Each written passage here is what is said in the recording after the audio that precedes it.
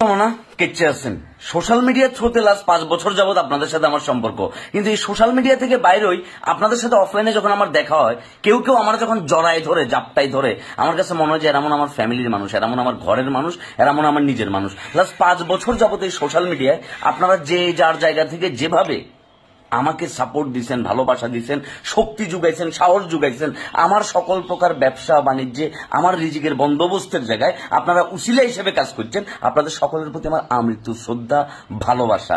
আপনারা, আমি যখনই ভাঙিয়ে পড়ছি আপনারা আমার সাহস দিচ্ছেন, আমি যখনই হারাই গেছি, আমি তল পাইতেছি না, তখনই আপনারা আমাকে টানি তুলছেন, আপনারা আমাকে সাপোর্ট দিয়ে বলছেন যে ভাই আপনার পাশে আছি। আপনাদের প্রতি শ্রদ্ধা যদি আমি কখনো প্রকাশ না করি, কৃতজ্ঞতা যদি প্রকাশ না করি, তাহলে আল্লাহ পাক নারাজ হয়ে যাবো, কারণ আমার জীবনের সাথে আপনারা ওতপ্রোতভাবে জড়িত। লাস্ট কিছুদিন যাবত আমি সোশ্যাল মিডিয়ায় ছিলাম না, আপনারা নানানভাবে অনেকে আমাকে খুঁজে গেছেন, আমাকে কেউ হয়তো ভালোবাসছেন, কেউ হেট করছেন, কেউ ঘৃণা করছেন, কিন্তু আমি জানি যে আমাকে হেট করার চাইতে ভালোবাসা মানুষের সংখ্যাই বেশি, এবং তাদের প্রতি আমার বিনম্র শ্রদ্ধা, আমার ভালোবাসা, আপনাদের প্রতি আমার এইটুকু কৃতজ্ঞতাবোধ আমি আমার সারাটা জীবন রাখতে চাই।